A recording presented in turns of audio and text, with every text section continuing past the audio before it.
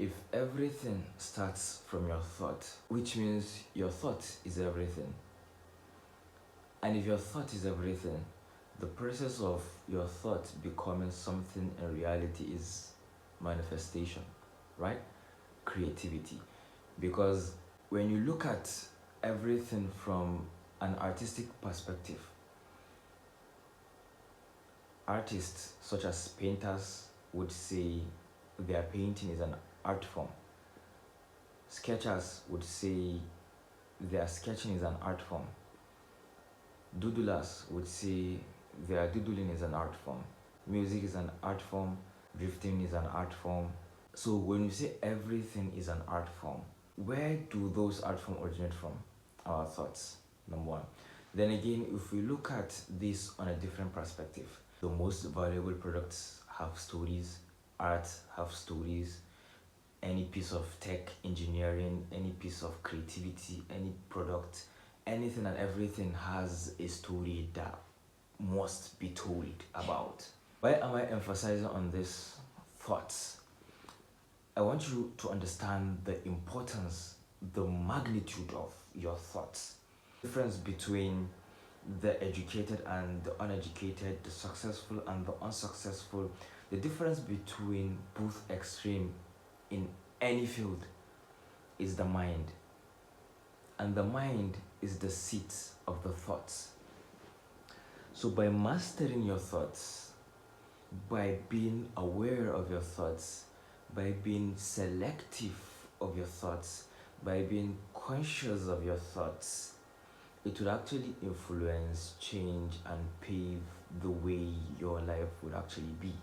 It's like your internal self is changing the course of your external reality. But then again, okay, I want to master my thoughts, I want to understand my thoughts, I want to understand myself better. How would I do that? Well, one of the easiest way and the most efficient, best way is for you to put your thoughts from here down to a piece of paper.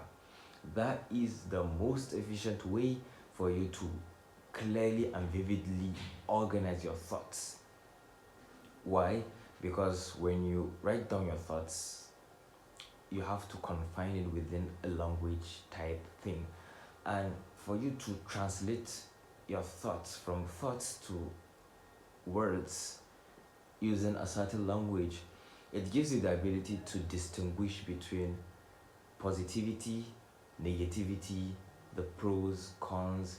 It gives you a clear head start of where you are headed. And for you to change your external reality, you need to change your internal reality. And your thoughts are the same things that actually affects your emotion, which sparks your reaction, which affects your decision, and that decision affects the result of the decision you've decided on, and which would shape the way your reality would be.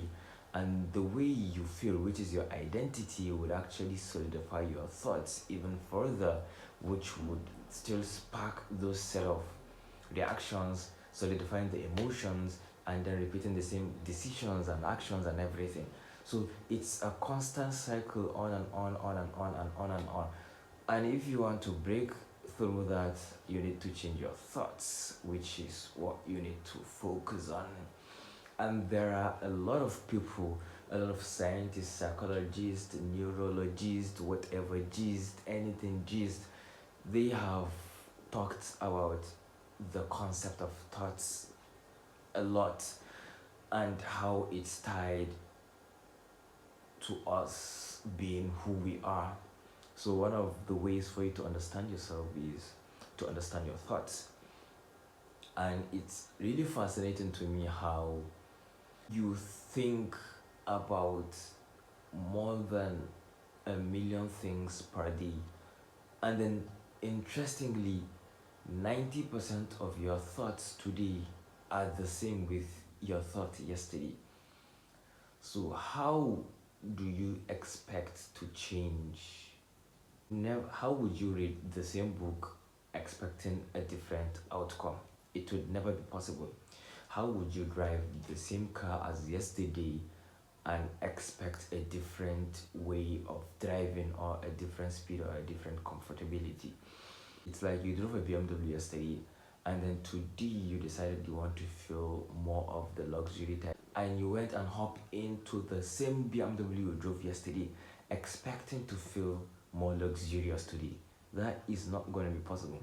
In order for you to feel that luxuriousness, you have to drop the BMW and ride on and hop, and hop on a Rolls Royce or a Mercedes.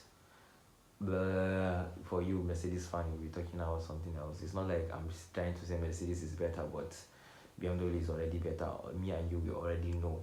So there's no need for us to argue about that in the comment section. I'm just stating reference in order for you. It's just an analogy for you to just understand where I'm heading, the direction I'm heading. I'm not trying to say that BMW and Mercedes is better than BMW because clearly it is not. But anyways, if you want to master yourself, master your thoughts. If you find this video very helpful, do check my first ebook that I wrote, which took me years of journaling and finally compiled it into a book, and that is my first ebook.